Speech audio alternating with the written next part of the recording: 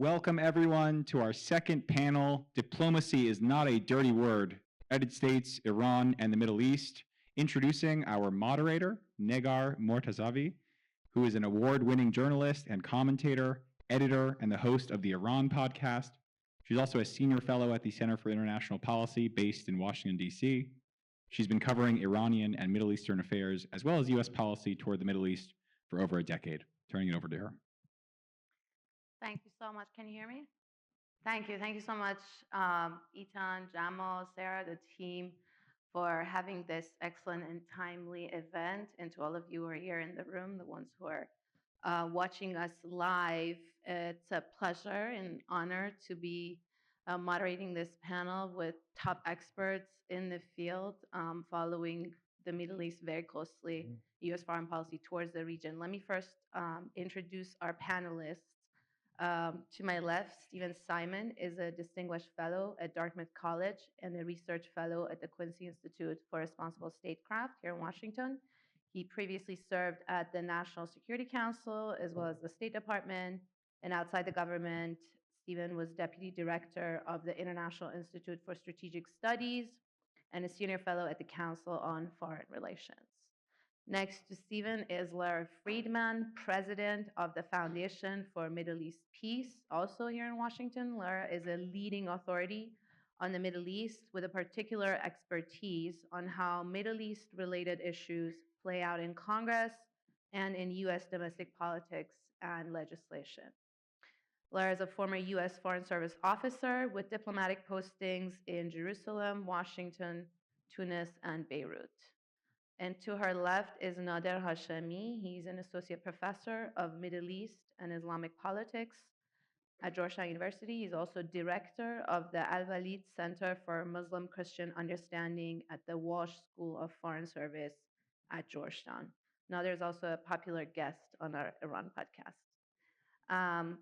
John Hoffman, last but not least, John Hoffman is a research fellow at the Cato Institute, also here in Washington, and an adjunct professor at George Mason University.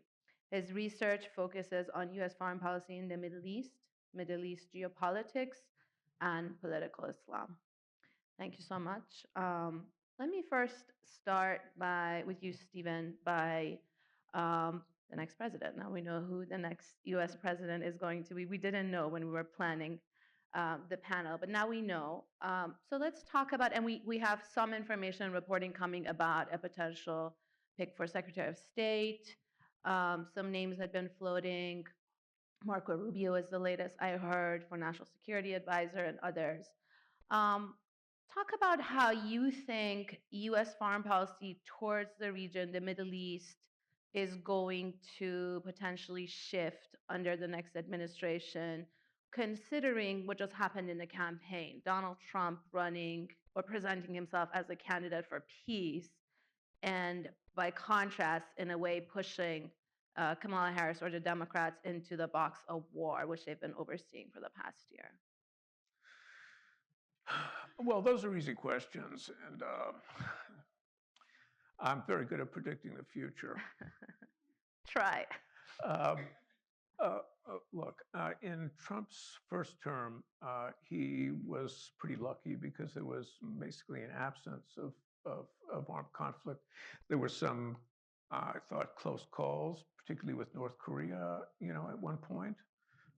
And the administration's decision to assassinate Qasem Soleimani posed a risk of war with Iran that didn't eventuate because both sides really got lucky. But otherwise, he seemed very averse, to armed conflict. And a good example of which was his decision not to respond in coordination with or on behalf of Saudi Arabia when it was attacked by Iran, when the two Aramco installations were attacked in, I think, 2019. That was from a standpoint of U.S. policy going back many decades. His decision to, tell the Saudis that if the United States got involved, it would be on a fee-for-service basis, was quite astonishing. So if you look at his record, I mean, you could say, well, maybe he is, president of peace, you know, you know, and maybe that will be replicated in a second term. But the international environment now is much more complicated, than it was in his first term, and he will face war and peace decisions, really, in a way that he hadn't. His cabinet is shaping up to be one that likes its meat red, and they don't seem to be a crew that would shy of confrontation that could escalate to violent conflict.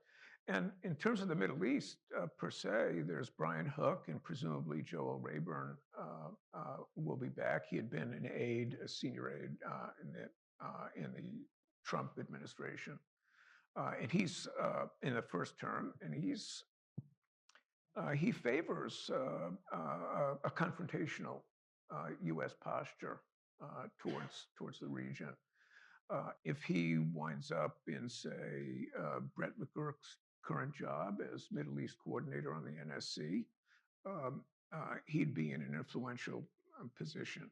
Okay, I mean, and the National Security Advisor himself is very orientated towards China, and that's important for the Middle East because it's the key factor in the administration's pursuit of a deal with Saudi Arabia, a security deal with Saudi Arabia. The independent variable there is China. But look, let me just conclude with one observation, which is that it's about Trump. Mm-hmm. And in his first administration, there are two things that are necessary for coherent policy. One is staff stability. And in his first term, his staffing was extremely unstable. And we don't know if that will be replicated in the second term. And the second thing is a policy process. And in his first term, there was no policy process. That might change, under Wiltz and Trump 2.0. But who knows? But if those two factors don't change, then I think we can expect something less than coherent, internally coherent policy. Thank you. That was a great overview. Hopefully, we'll talk more about the different components. Lara, can we focus more on Israel-Palestine, which I know you follow very closely?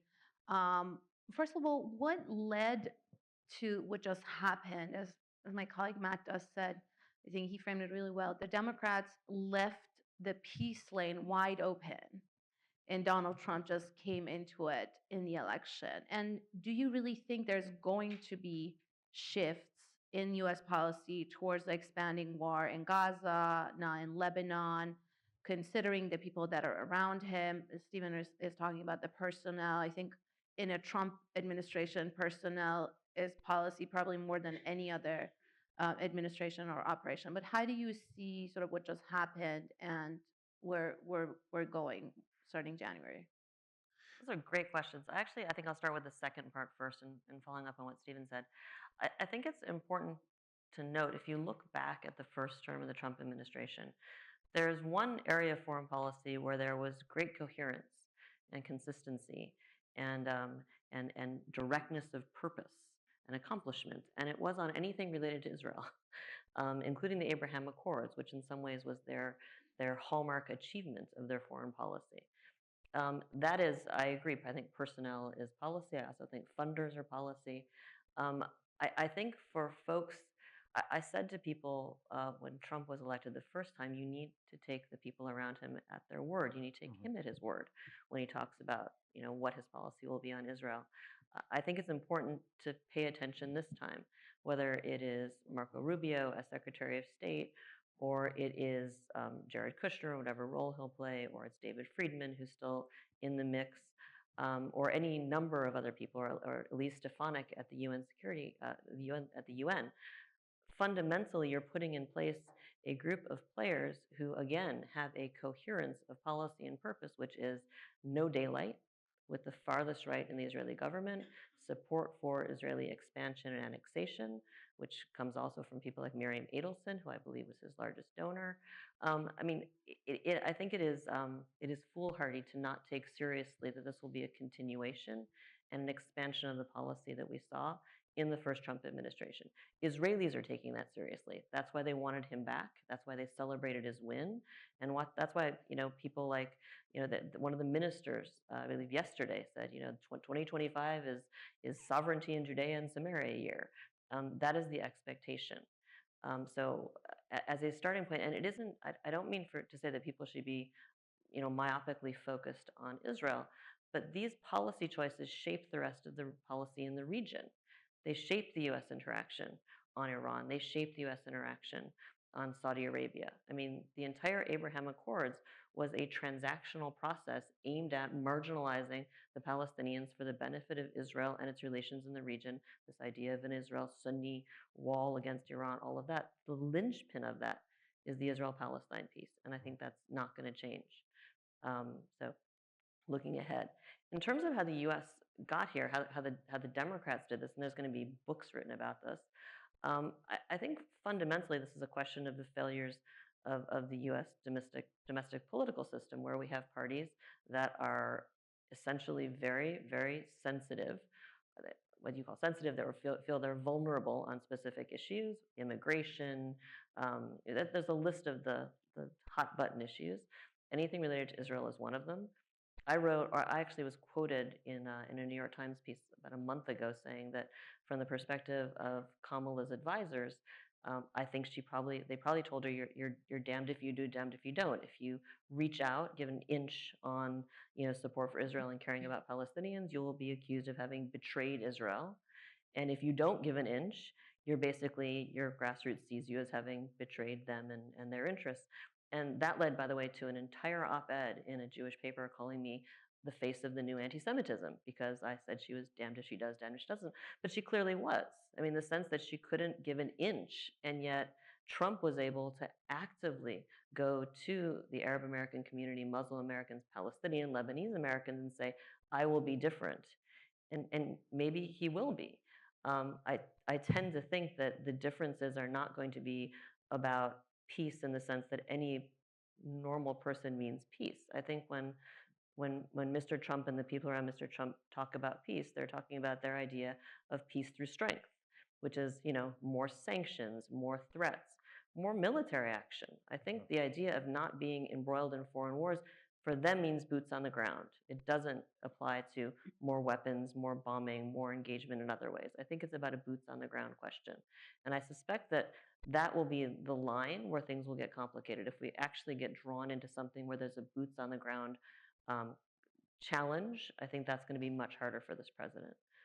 But at this moment, and I say this as someone who really is focused on Israel and Palestinians, I look at the politics in the region, and when I think about things that might put a brake on the genocide in Gaza or the ongoing ethnic cleansing that we're seeing in Lebanon or the West Bank, I think those are going to be, to the extent that there's any pressure from these incoming folks, it's going to again be a transactional. Like, if you agree to stop bombing the camp in Gaza, we'll let you annex the West Bank. It's going to be that kind of thing.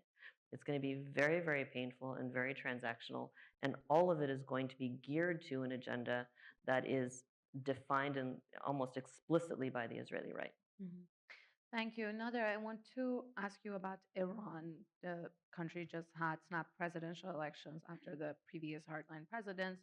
Helicopter crashed into a mountain. A new reformist president, to many surprise, was able to run and won. Masoud Pezeshkian, he was just in New York, came for the UN, and has been talking about potentially engaging with the US. Just today, there were reports of him saying that Iran has to deal with the US and realize that its presence in the region.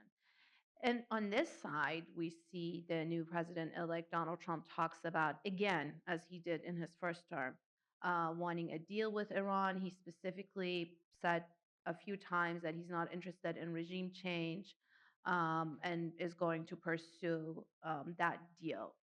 Do you think Trump's second term is going to be different from the first term because he was after a deal, he couldn't get it, so he pulled out of the previous nuclear deal, the JCPOA. Then he imposed economic sanctions, started the campaign of maximum pressure, and then assassinated the top Iranian general Soleimani, brought the two countries essentially to the brink of war, which didn't start. But how is the second Trump term going to be different? We're also hearing from inside Iran that there is potential uh, open mind in a potential engagement. But talk about that dynamic. First of all, let me just begin by saying I'm happy to be here at this NIAC conference. Given the past attacks on NIAC, I'm glad that you guys are still around and doing good work. With respect to your question, I don't think anyone really knows the answer to that question in terms of whether Trump's second term with respect to Iran will be any different. I don't even think Trump knows, and that's the whole reality about Trump. He's completely unpredictable.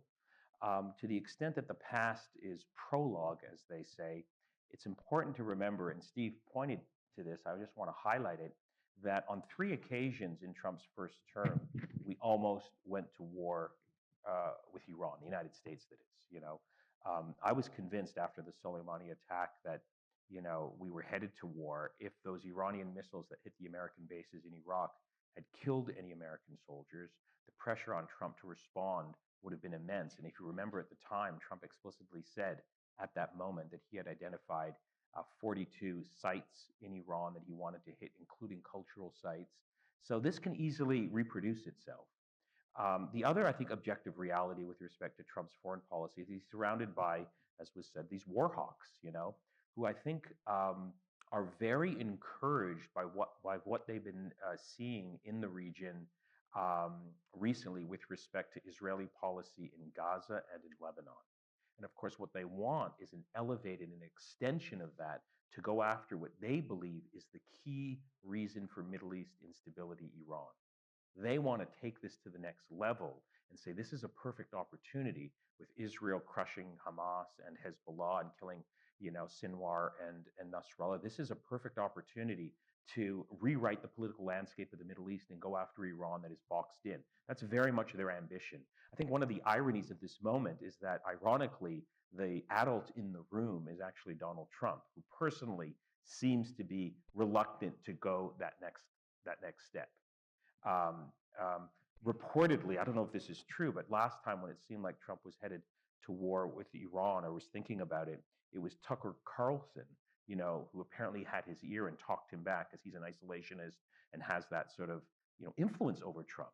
But, who knows this time around if Trump is in a different mood. I think his decision to assassinate Soleimani was completely sort of random. He thought he would get sort of a boost, and it easily, produced a cycle where we could have been at war with Iran. It just, we got lucky that none of those American troops were killed, but many of them were severely injured. So this scenario can easily happen again. In terms of negotiations, I have zero optimism that there's going to be a path toward negotiation, despite what Pezeshkian and some people in Iran, I think, personally want, because it takes 2 to tango.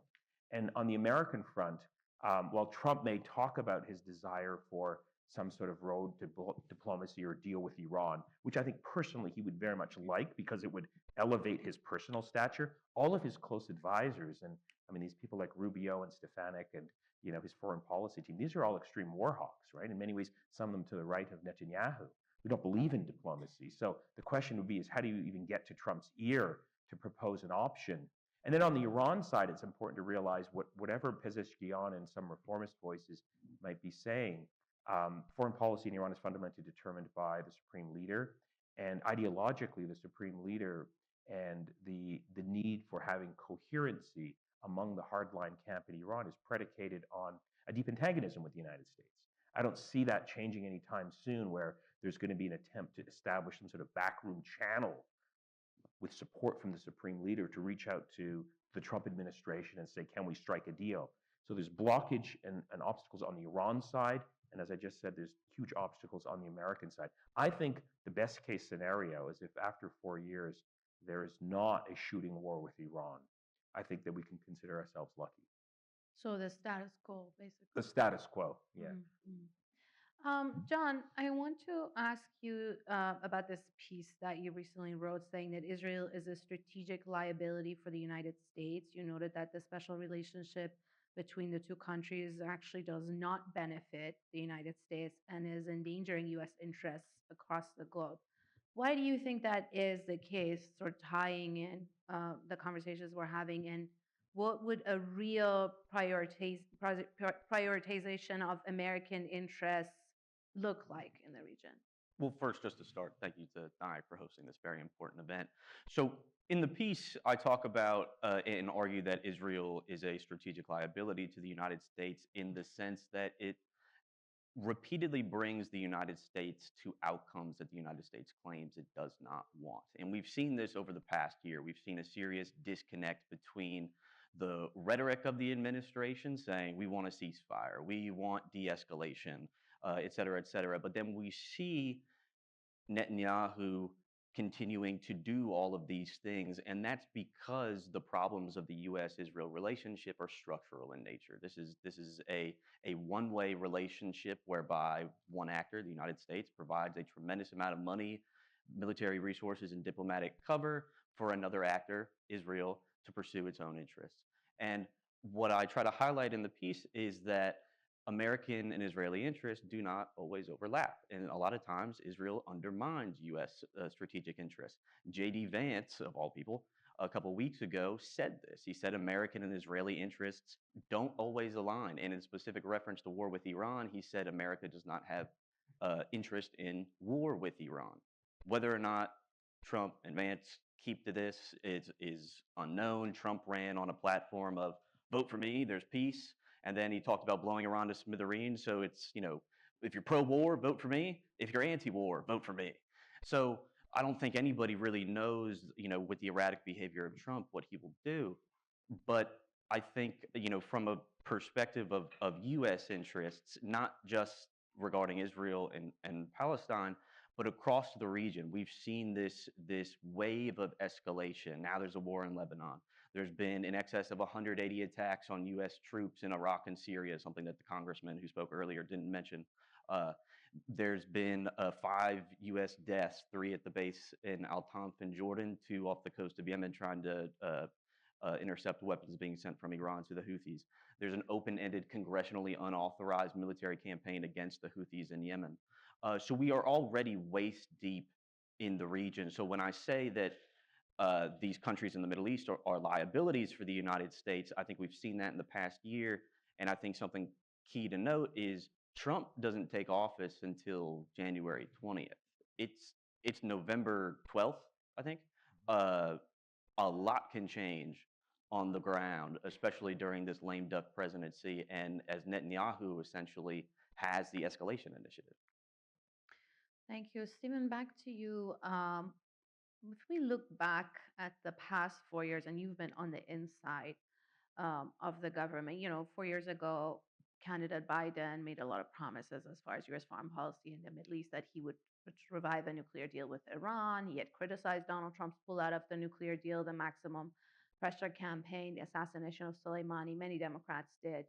That he would make Saudi Arabia a pariah, that his administration would prioritize diplomacy and human rights. But what we saw in the 4 years of the administration was really not that much different from sort of a continuation of the Trump Middle East policy that they championed. The Abraham Accords, the Israeli-Palestinian issue was pushed to the side.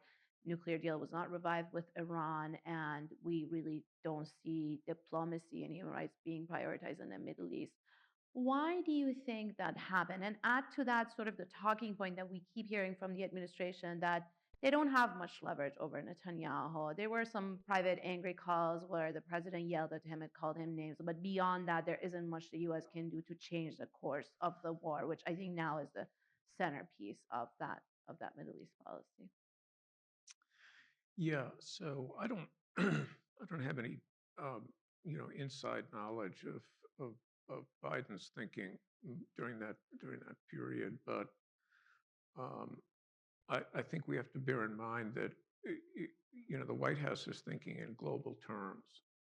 So when the administration appears to do a volte-face, just a complete about face on Saudi Arabia, I think you have to think in terms of first an interest that had evolved in the first 2 years of the Biden administration in peeling the Saudis off from the Russians and OPEC plus, because the Saudis were sort of running pricing policies within OPEC plus. These were greatly benefiting Russia and Russia's ability to finance its war with Ukraine.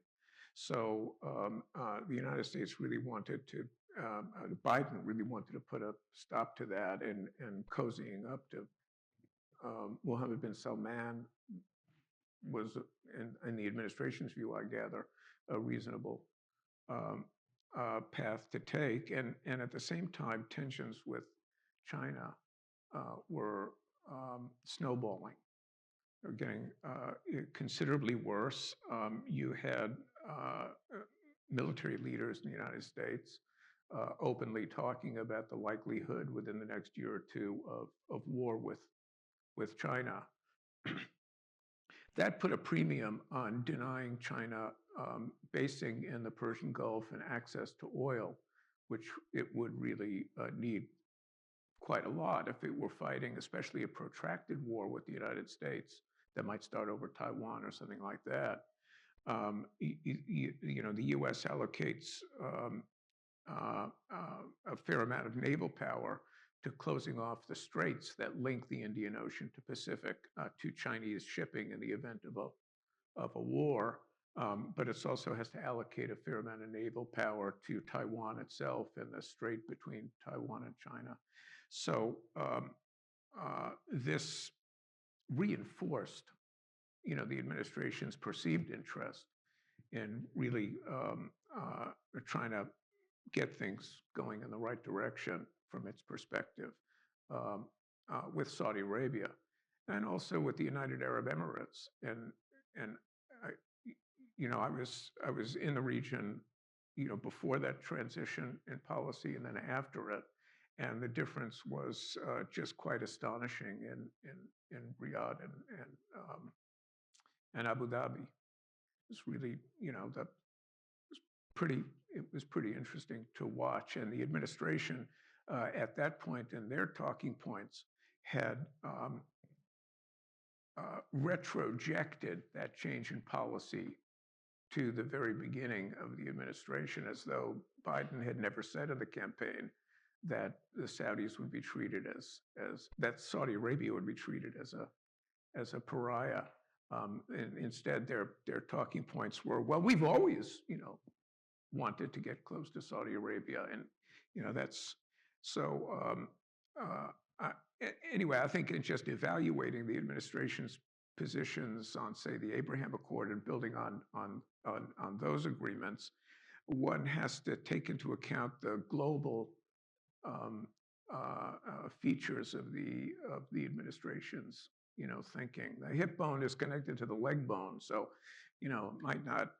We might think, well, the Saudis are not people we really want to have dinner with, but on the other hand, we have important things we need to do that require sitting down and breaking bread with them.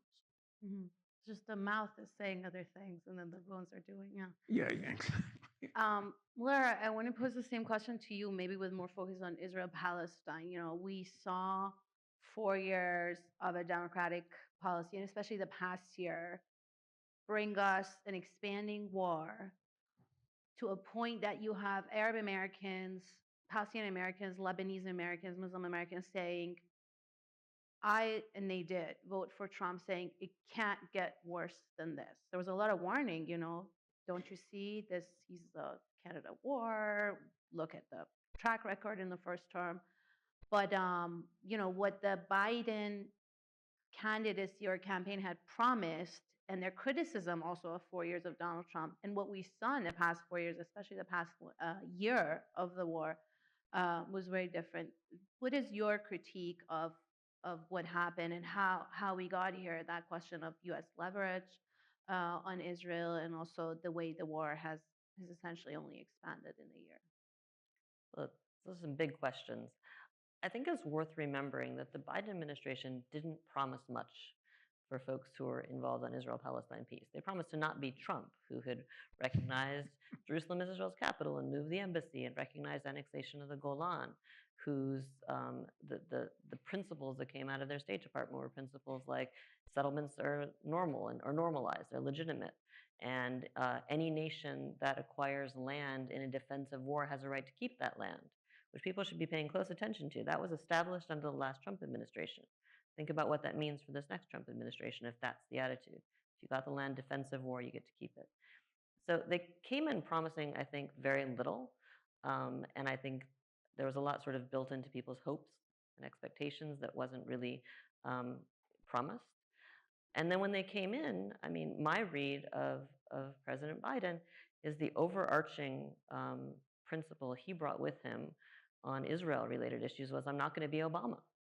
I'm not going to let this be an issue that eats away at my presidency. I'm not going to hemorrhage political capital by standing up for things that I'm going to lose on, or that in order to win them, I'll have to spend so much political capital it will, drown out anything else I want to do. It's not a coincidence. This is long before October 7th. The administration from day one made the support of an expansion of the Abraham Accords their sort of key pillar in the Middle East. We had Democrats in Congress introducing legislation. And I mean, the Trump people rightfully at the time said, you're basically giving Trump credit for having done the right thing. And they weren't wrong.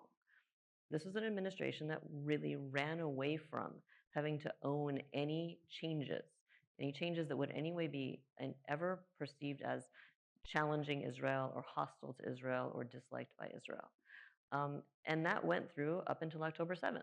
And on October 7th, I mean, I think it is correct and reasonable that the position of any government after what happened on October 7th was, we stand with you, we stand with your people. The question was, what does that mean in the longer term? And I don't want to say it was predictable. The fact that that has turned out to mean for US policy, for a Democratic administration, it has turned out to mean that you can trample any international law, any international norm, anything that we gently suggest you should do, any line that we or the UN set down, you can just push right through it, shatter it, and we not only will defend you, but we will continue to provision you with weapons. We will be your leading edge in the international community to make sure that there are not only no limits to what you can do, but no consequences ever. And that's where we are. How a Democratic Party is able or thinks it's able to sell that to a base that does care about human rights, about international law. And what we saw in this election, and people polled this and knew it in advance, it's not just Arab Americans, it's not just Palestinian Americans or Lebanese Americans or Muslim Americans, it's particularly young Americans. It's a cross-section that says, wait a minute, we don't stand with this. We're not happy that our taxpayer funding is going to this. Polling showed that the Democrats had a lot of room to move on this. I would suggest that what we saw in this campaign was a conviction at the party level that either those analyses are wrong or they're irrelevant because we, the Democrats, can win without them. And that we, the Democrats, I'm not saying me as I'm saying their thinking is that we can win by continuing to tack right, particularly on Israel, no daylight, and we'll peel voters off from the Republicans. It didn't work. I'll say that I've said this publicly since the election. I mean, if you want to see what it looks like for a party to basically, stomp on a party that's supposed to be of the left, basically show contempt for its progressive base and try to win those votes back from the right. If you want to see how that goes, look at the Labor Party in Israel, which has done that since the Second Intifada to the point where it is no longer relevant politically. That's sort of where we are right now. In Israel, the political spectrum is from the center right to the far right. There is no left. And I think it's a challenge now for Democrats. And unfortunately, for those of us who care about sensible foreign policy or international law or the rights of peoples like the Palestinians who are vulnerable, I mean, it's a question whether Democrats are going, or somebody else is going to figure out that there is a different way forward. At this point, listening to analysis from the wise people, I put that in quotes, It appears that there's a lot of effort to say no. That's not the lesson. The lesson is you need to do more of it and better. And again, I'll refer you to the Labor Party to see how that turns out. Nader, let's hear your critique of the past 4 years, the administration's policy on Iran. Particularly, there was a promise by candidate Biden that he would revive the Obama-Biden nuclear deal with Tehran, which Trump had pulled out of, and the Democrats were very critical of the assassination of Soleimani, the maximum pressure campaign. And essentially, what we saw in the past year wasn't much different from the maximum pressure. It wasn't called maximum pressure. The rhetoric had changed. There were small changes in policy here and there. The mobility of Iranian diplomats in New York was increased back to 25 miles. One prisoner swap through Qatar and South Korea happened. But as far as overall policy in 4 years, we didn't see that much change. What is your critique of essentially what we expected from candidate Biden, what we saw under President Biden? There's a lot to criticize, and the question is, where does one begin? I mean, one objective reality is that Biden. And sorry, what would you have done if you? I mean, I would have started the diplomacy and the attempt to revive the JCPOA much earlier. You recall that Biden took a long time, and then of course the clock ran out when Rouhani's term came to an end, and we had. So I mean, the nature of the tensions between the two countries are so deep and long-standing. It really took that unique constellation of forces where you had Obama and you had sort of Rouhani Zarif that were able to negotiate the JCPOA in 2015. There was an attempt that this could be revived again when Biden and Blinken came back into the power, but they dragged their feet. They waited too long, and then there was an election in Iran that brought the hardliners back to power, and then there was no attempt to do anything after that. And partly that's understandable because you need two to tango. And on the Iranian side, people who were uninterested in reviving the JCPOA, they were now back in power, running the show. So that can't be laid at the doorstep of Biden. That was just the reality and the cards that they had to deal with. And then they just felt that if they just kept the existing sanctions that were on Iran, eventually Iran might capitulate or try to strike out a new deal. But of course, that didn't happen. I think one of the distinguishing features that we will see right now between these two administrations is that at least if one wanted to say something positive about the Biden and Blinken administration with respect to Iran, they did, it's pretty clear to me, establish some guardrails with respect to Israel's response to Iran in October. When Iran hit Israel in early October, and then Israel was thinking of hitting back, there was big fear that Israel was going to go the full way and hit Iran's oil installations and nuclear sites. They didn't do that because I think my take is that the Biden administration did try and sort of lay down some guardrails, which prevented things from going and getting much worse. So, there's not a lot that the Biden administration, I think, and the Blinken, foreign policy team can lay claim to in terms of successes.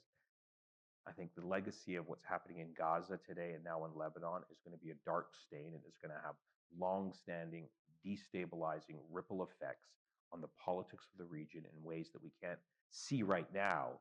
But what I can see happening, just my study of regional politics, is these events that we've been seeing in Gaza and now in Lebanon are a huge source of support for radical extremist forces who are going to exploit that to gain new recruits. And it's tough to predict the future, but I suspect, and I certainly hope I'm wrong, but I suspect there's going to be some sort of violent terrorist attack on the West or Israeli targets that might reproduce what we saw on 9/11. I hope not, but the level of despair, in other words, the social political conditions that produced 9/11 are much worse now in the region than they were 21, 22 years ago, just in terms of youth unemployment, repression, lack of hope. And then you have the Israel-Palestine conflict and the genocide in Gaza that has just shifted the temperature to such a level that it's going to produce a reaction. I don't know how, but if I had to predict, it's going to be some sort of, I think, revitalization or remobilization of Al-Qaeda or ISIS in some form. And then the question of Iran is still going to remain there. And as I said earlier, I'm very worried about this incoming team, that's a foreign policy team, that are all war hawks, and I think are going to be talking in Trump's ear and saying, look, we got to go after Iran, we got to squeeze Iran. And the question really will be, will Trump will he be willing to take the bait? We don't know, and so that's the big unknown. So there's it's a very dark period. I think the bigger fear that we have is that this new Trump team that's coming into power, they're going to go after everyone domestically. I suspect NIAC is going to be in the firing line. I suspect that CARE is going to be charged with supporting terrorism. All of these civil society groups in the United States are going to be dragged through long litigation. And getting back to the the question that you posed to Lara, I think a lot of people who abandoned the Democrats for very understandable reasons in the Arab and Muslim community, they're going to miss Biden and Blinken because the new team that's coming into power are going to be much worse and much more draconian and much more repressive on the Palestine question, on the broader regional questions, and critically domestically. There's this sense that I hope I'm wrong, but they're going to start to go after people and make these wild allegations that you guys are all sort of supporting and financing terrorism in various ways, and so you need to be shut down. So the picture is very bleak and very dark, and I always try to say something positive and optimistic, but it's difficult to come up with anything positive and optimistic. I think we're best served by just being as bold and as honest as possible about how dark the current picture is and how it's going to get much darker. So I think we have to be prepared for the storms that are coming our way. John, I want your views also on what you think. Do you see it getting as dark as what Nader pictured, Trump 2.0? Do you see any difference? Is he going to have more war hawks around him? Is he going to sort of go down the path of isolationists, the likes of Tucker Carlson and that camp in the Republican Party? And how would you advise the president on the new president on a shift in U.S. foreign policy towards what he at least claims he wants, which is peace and an end to the wars? Not to darken the mood further, but I think we are headed for rather dark days ahead.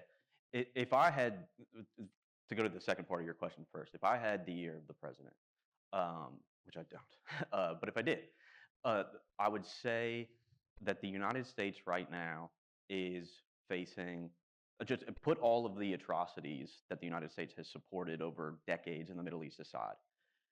The United States right now is $36 trillion in debt, running almost $2 trillion a year deficits. We're incredibly politically fractured here at home. Don't really know what's going to happen domestically. We're still waist deep trying to fund Ukraine's efforts against Russia. We're trying to deter China in the Indo-Pacific. This is a recipe for overextension and risks plummeting the United States towards economic crisis, domestic political crisis.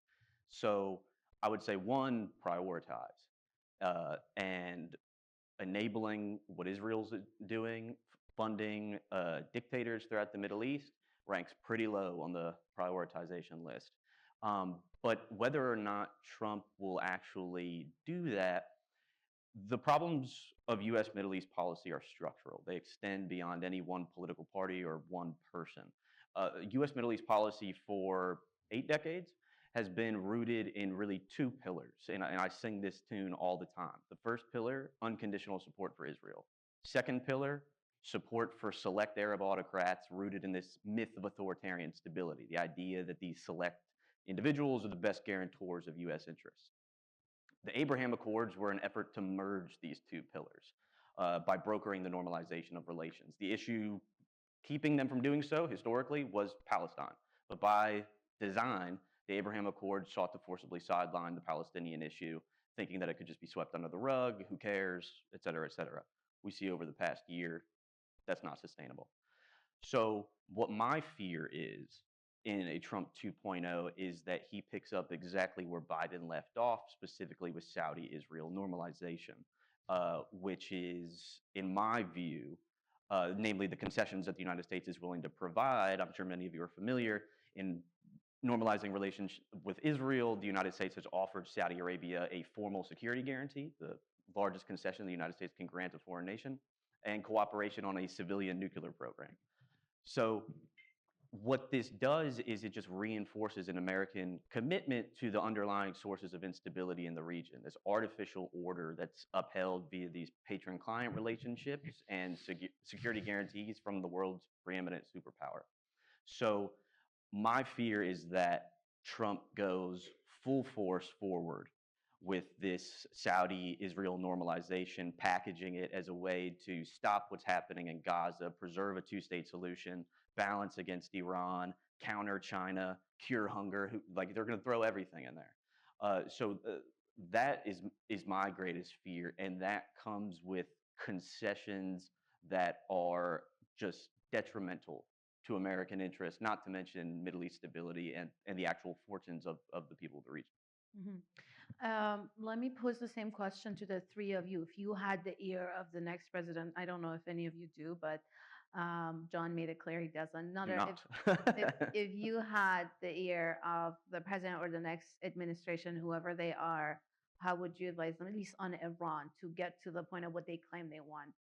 Peace, a better deal, et cetera, et cetera. Well, Steve might have the ear of some people in high office. I have zero contact, and I prefer to keep it that way. But hypothetically speaking, they may be listening. So I would say that, look, I think it's if I had the ear of Trump, because his advisors are not interested in what I'm about to say, given their ideological orientation, I would say, look, it's in the United States' interest, and it's in your interest, President Trump, who you care about your ego and distinguishing yourself from other presidents, is to try and strike your own deal with Iran that's better than the one that Obama did. I'm sure the Iranians would be interested in lifting sanctions, putting severe restrictions on their nuclear program, perhaps compromising over their support for the axis of resistance. This is an opportunity for Trump to sort of come out as this great statesman who went above and beyond what Obama did by striking their own private deal with Iran. I mean, that's what I would say to Trump and whoever he listens to on the question with Iran. But I don't anticipate me being in that position to have that opportunity. But I think those are the arguments I would advance. Lara, what about you? What would be your policy recommendation to get to Middle East peace, especially on Israel-Palestine, for the next administration? So I'm going to say I find it difficult to even entertain the question because I'm a foreign policy analyst. I'm used to actually giving arguments based on foreign policy, pragmatic answers. And I think in dealing with President Trump, and I said this to a European diplomat right after he was elected the first time, the only way you're going to get anywhere with him is appealing to his ego. I mean, you effectively have here someone who sees himself as king, dictator. He's I think, mercurial and megalomaniacal and all of that. It's difficult asking a panel of foreign policy experts how to frame, I think, pragmatic foreign policy answers when it's like, this is going to be better for you and make you feel better and you can hold the prize. And I don't think there is any path to peace available in the Middle East right now. I think that we're dealing with right now a moment where the ground has been sown with salt.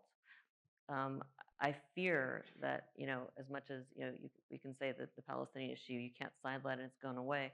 I think we're in a sort of Israeli neocon moment where the Israelis will say, you're wrong. We're very close to victory. We're going to do this is what's called the Israel Victory Project from years ago on the Middle East Forum out of Pennsylvania, which was adopted in Israel, which is the idea that you have peace in the Middle East by letting Israel finally vanquish its enemies. And from the ashes of that win, you build a new Middle East, which is peaceful based on strength. I think after the past year plus, the people who have that sort of worldview are saying we're finally getting a chance to prove that it's true, and there's nothing you can tell us that will change that view. If there are limits on what Mr. Trump will permit Israel to do, they're going to be defined by his own ego and by what he thinks is best for him. I think boots on the ground is going to be the line. I don't think there's really anything else.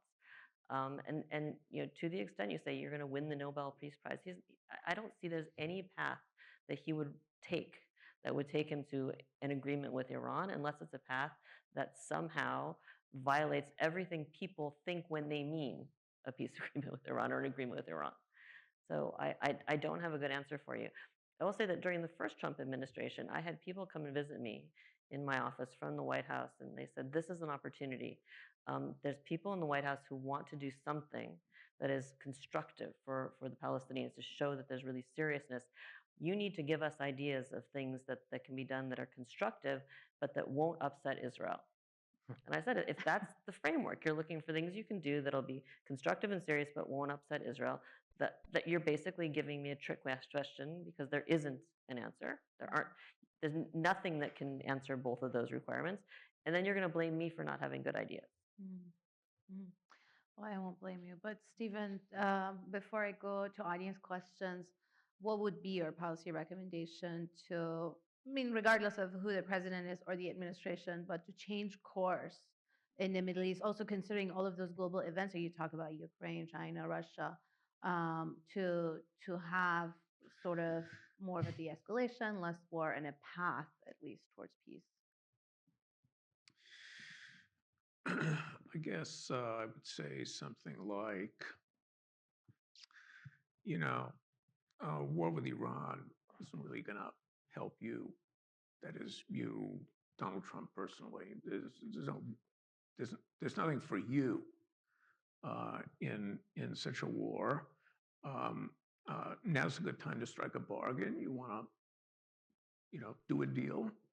Well, as Lara was saying to you the other day, the Israelis have really, vanquished their enemies or come close to it. And now's the time to exploit Israel's victory. And you can do it by driving an especially favorable bargain with Iran. And then you just take that off the table. You get the Nobel Peace Prize and everything's fine. And of course, you go ahead with that thing with the Saudis because you're going to look great if you do that.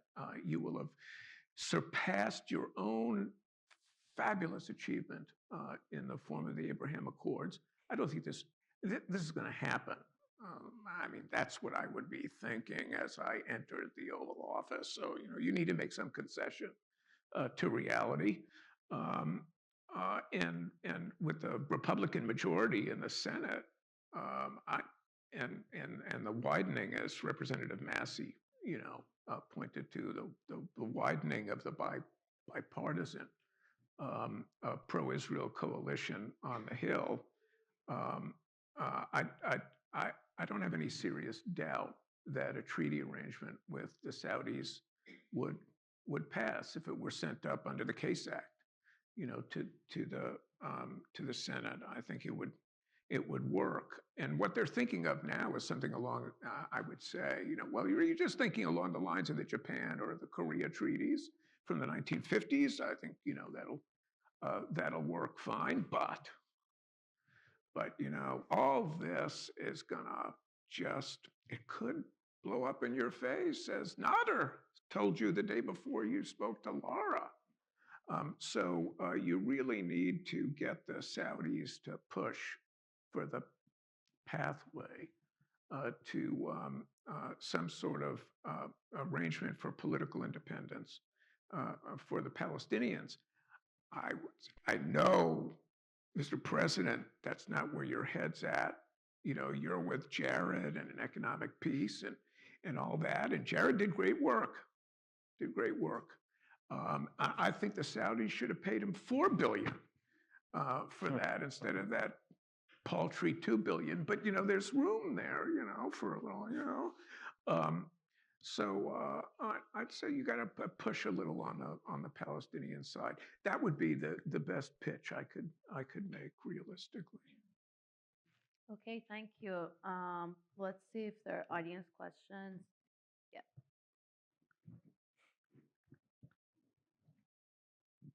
All right, I'm going to try my best to formulate my question.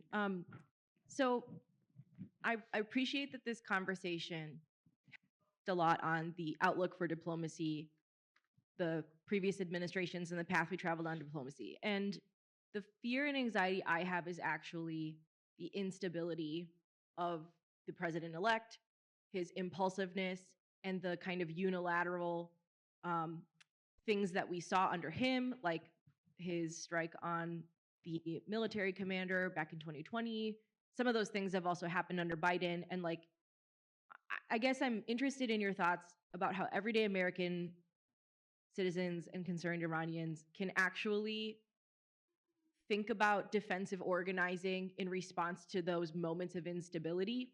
Like, it's true that we need to build that diplomatic infrastructure and analysis, and we need to be educating members of Congress, and all of that needs to, but in these moments where things really feel out of control in a very volatile situation in the Middle East for all the reasons you've talked about, what should the everyday concerned person do to actually have movement and power in those moments where it feels like we have so little control? And I hope that question makes sense, but that's what I'm thinking about. I feel like we could all sit here and talk all day about different deals and things like that on the table, and that's critical. And the entire point of this panel is that diplomacy is not a dirty word. I am actually really concerned about Donald Trump administration's ability to have any type of coherent conversation in this space at all, and I'm much more concerned about impulsivity spurring a war. So I'm curious your thoughts on that, and frankly, open for thought from anybody here. But that is what I'm anxious about for the next 4 years. Mhm.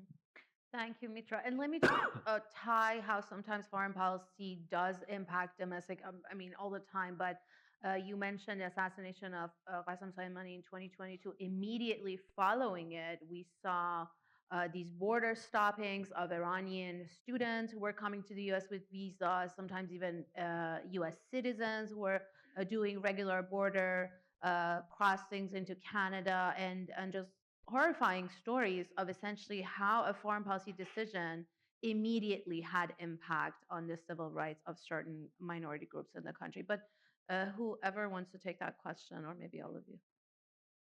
I'll just pick up on something Nader said, and this is not going to make you feel any better.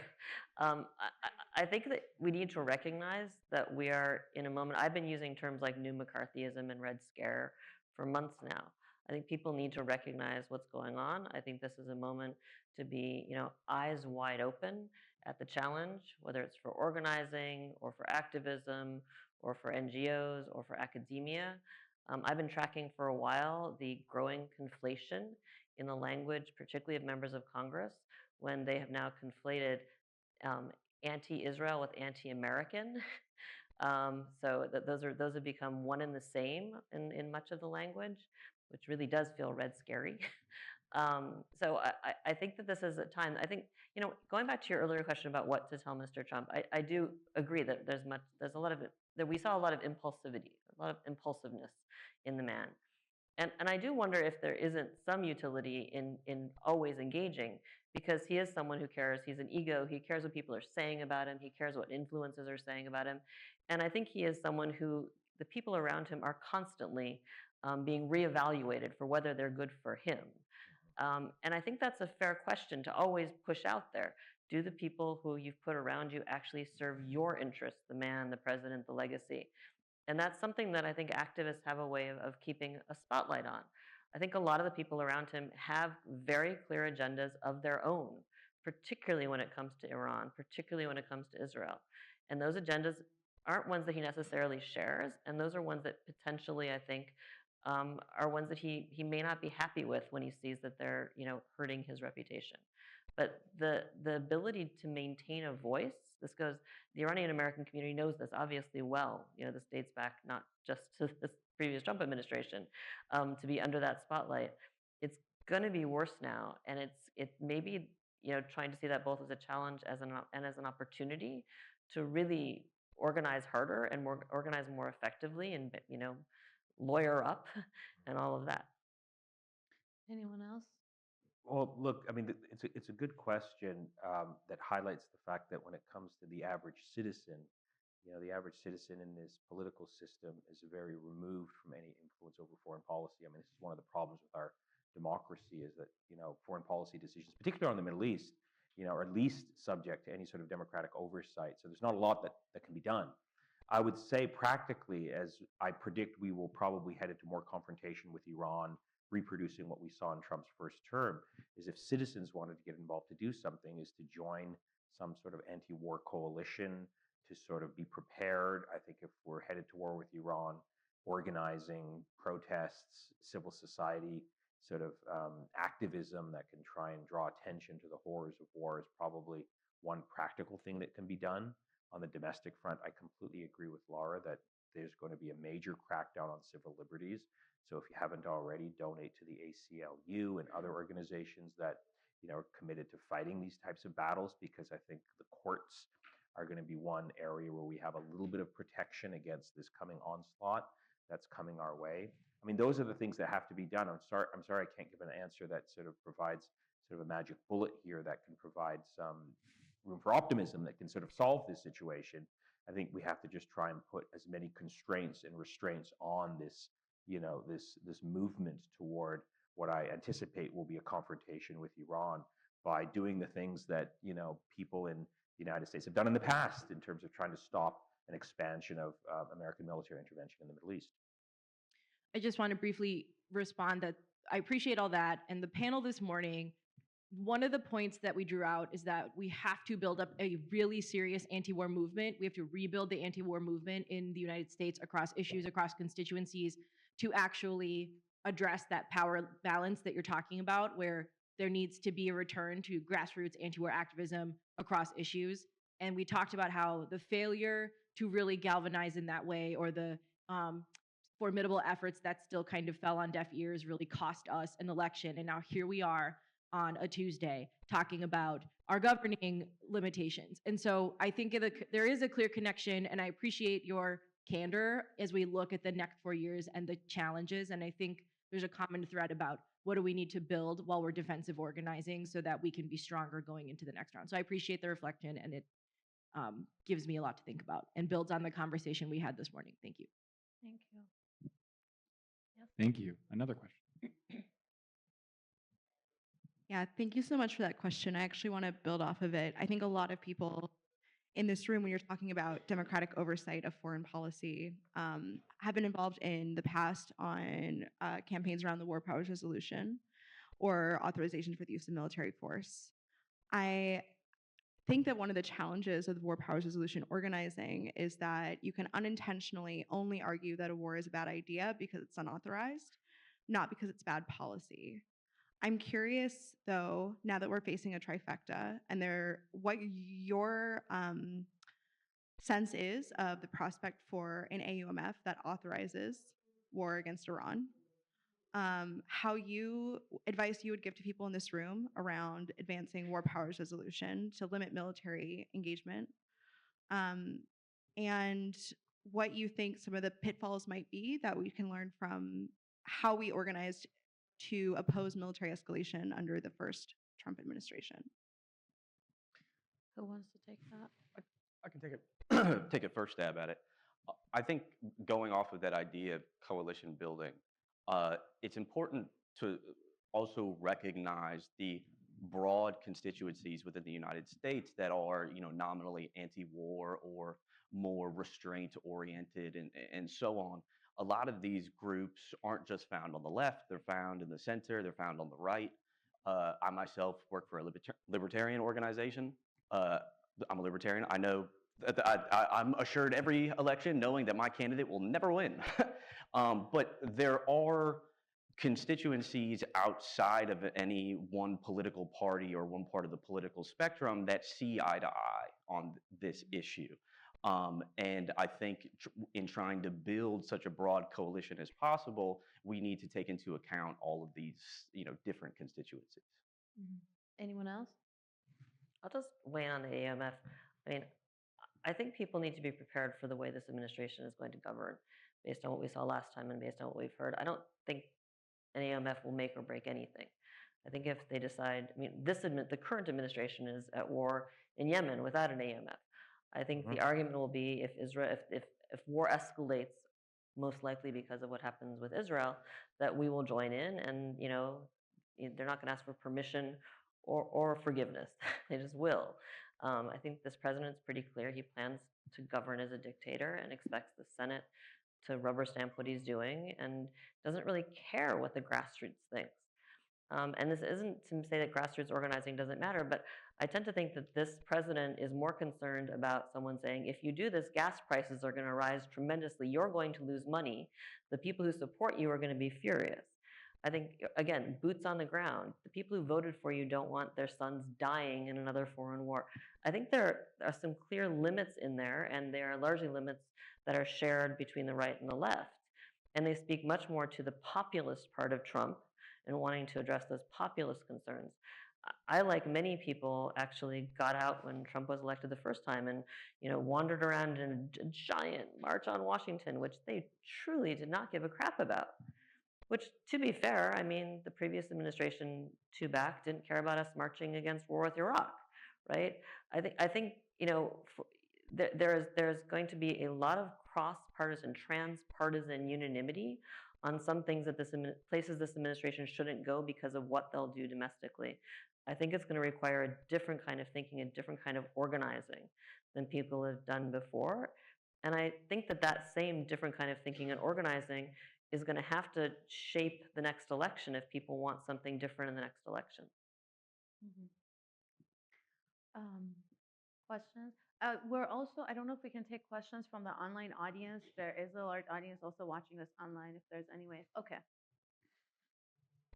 For Nader, I'm wondering your thoughts on scenarios inside of Iran. I think when we hear Donald Trump say things like, he only needed one more week and Iran was on the ropes and ready to make a deal. He handed the Biden administration a country ready to make the deal. Real belief in the impact of maximum pressure and leveraging the possibility of regime collapse for a deal. And I think a lot of the people around Trump are saying the same thing, that the ruling government is as weak as ever, it is suffering a crisis of legitimacy like never before. So which direction do you see that going inside of Iran? And for the full panel, I'm also curious, Trump is coming into office. It's a much different Middle East than it was when he first came into office. You have Brian Hook talking about, Trump is going to dissuade the Persian Gulf states from engaging with Iran, but we know that the reality is that has very much changed. There's this process of rapprochement between Iran and the Saudis and others. So how does that dynamic come into play with all that we've talked about? Yeah, those are good questions. I mean, I think within Iran, not much has changed. I think what Trump is going to be hearing from his advisors is, look, this is a regime that's on its last life. If you just push it, it's going to collapse. All of these things that we've heard for many years from, the pro-war hawk community here.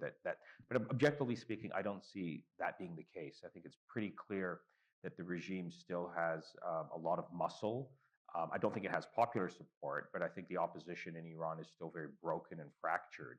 And I think more war or pressure on Iran is simply going to embolden hardliners. So I don't think that is going to change anytime soon. Now, of course, the one big question here is what happens inside Iran if during the next Trump presidency, the supreme leader passes away. That'll be a moment of crisis for the Islamic Republic. We don't know how that's going to play out. So that might create a unique scenario in this whole equation. You are very right, though, in pointing about the changing regional dynamic in this rapprochement between Saudi Arabia and Iran. And I think this is where the war in Gaza plays into this situation. Not too long ago, MBS said that, look, I don't really care about the Palestinians, but the problem is that 99% of my population does. It's going to be very difficult for MBS to move forward with normalization with Israel and embrace the Abraham Accords against the backdrop of a genocide in Gaza. It'll be suicidal for his regime. I mean, I think what MBS said just the other day at this summit, where he called what's happening in Gaza a genocide, is sort of a new factor in the equation where I think the Saudis and the Emiratis, last time around when Trump was in power during the first term, they were the ones that were all encouraging Trump to go after Iran.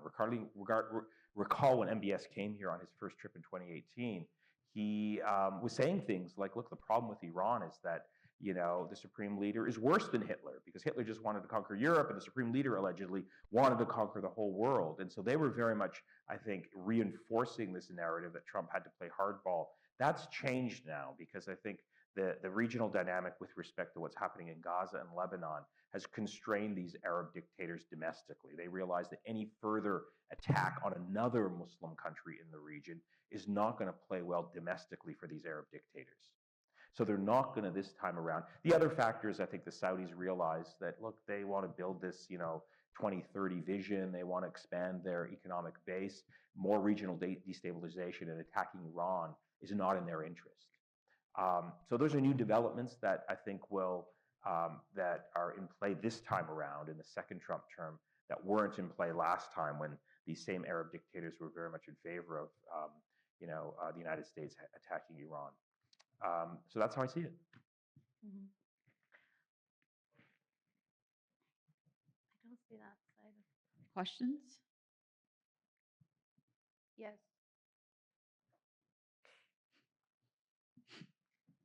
Thank you all. This is a really wonderful panel. I am curious to your point about strategic liability of Israel and Netanyahu in particular, and to your point about Trump being very megalomaniacal, whether or not you think that there is also a risk that, we've seen over the last year or so, that there are a lot of places where Netanyahu has fallen out of lockstep with American policy. To your point, he's sort of drawn America to the brink of things that it doesn't necessarily want.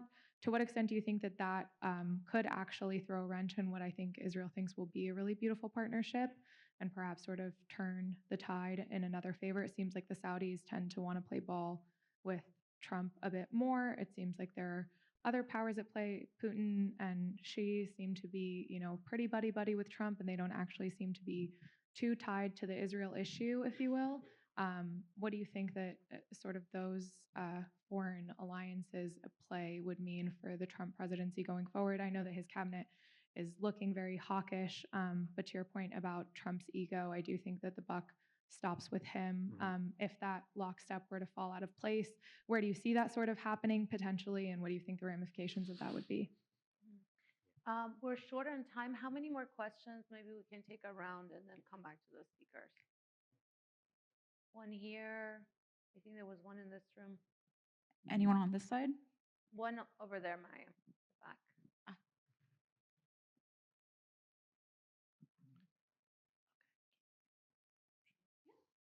What advice do you imagine, I should say, Putin is giving Trump regarding Iran?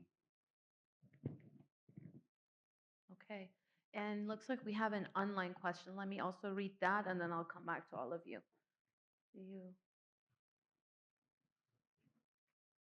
Israel is incredibly unstable internally with weekly protests. What do panelists see coming with regards to that? 3 questions. Could I just answer very quickly the first question that was posed? Yesterday at Georgetown, we had the honor of hosting a really distinguished Israeli-American historian, scholar of genocide, and who follows what's happening in Israel very closely. And he was saying that while Netanyahu and his political allies in Israel are very excited about Trump's victory in this election, at the same time, they're also very scared about it because of what you just said.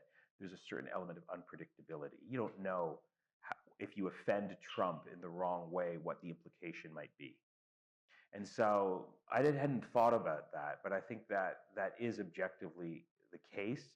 I don't think that much will come of it because, again, looking back on the first term, Trump and his administration first time around was very pro-Israel on all of these measures with respect to Palestine, pressuring Iran, et cetera. I suspect that to reproduce itself.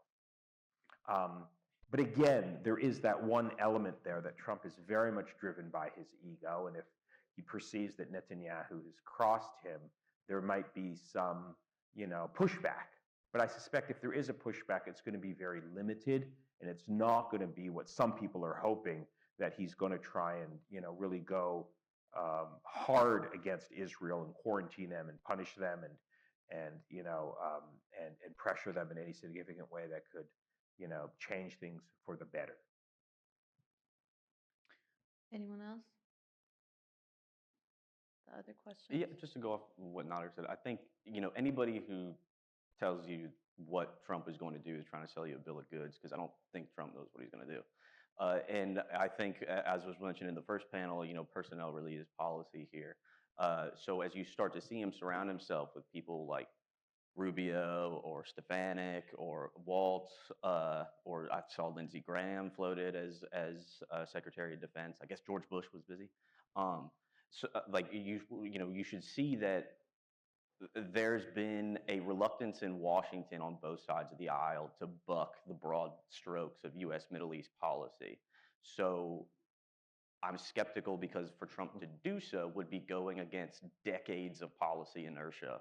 So just by default, you know, he would, even if he wanted to, would face such a challenge. And then there's the question of, well, does he want?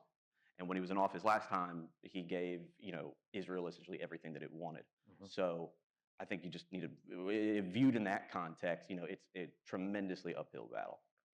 I'll just add to that. You know, in the Biden administration, people have talked about the tail wagging the dog. We've heard that language. I think the difference that we're going to see right from the get-go is that this tail is not going to be wagging the Trump administration.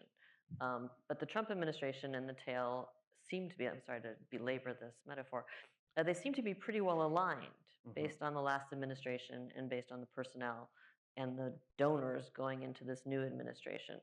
So, I mean, to the extent that we had the farce of the Biden administration over the past year or so saying, oh, we didn't know Israel was going to do that, or Israel has violated this line we set. I don't think you're going to see a lot of surprises. I don't think the Trump administration is going to tolerate being surprised. But Israel doesn't need to surprise them with fait accomplis. They already agree on what they're going to do. I don't think you're going to see Israel violating red lines set down by the Trump administration, because I don't think they're going to be setting down red lines. I think there are going to be there's going to be more transactional work. There's noise about the Trump administration wanting to engage to end what's happening in Gaza. I think that's going to be an interesting opening for Saudi Arabia to somehow walk back its lines on its ability to normalize with Israel, because it will be a constructive player in ending what's happening in Gaza. By the way, ending what's happening in Gaza means ending Palestinian life in Gaza and just somehow dealing with the humanitarian side. As far as Israel being unstable internally, I would urge people to really examine their assumptions on what instability means. You know, we have been hearing that we are, you know, the end of the Bibi era. It's sort of like, you know, there's always the House of Saud is always on the edge of collapse, you know, and the end of the Bibi era is always nigh and never happens. This Israeli government is continuing what has been a multi-year descent into illiberalism. Israel is at best an illiberal democracy. In many ways, it is increasingly openly fascist democracy, if you can have those two things together. And it's very strong in that. And October 7th has been a rallying around in the Knesset and beyond, to the extent that I think yesterday the Knesset Ethics Committee suspended without pay a member of one of the few left-wing parties left, a Jewish member of an Arab party, because of his criticism of what's happening in Gaza. And the leadership of the ostensibly central moderate opposition to the Netanyahu government came out with a statement totally in support of this. There really is remarkable stability inside Israel in that sense. Any more questions? Question?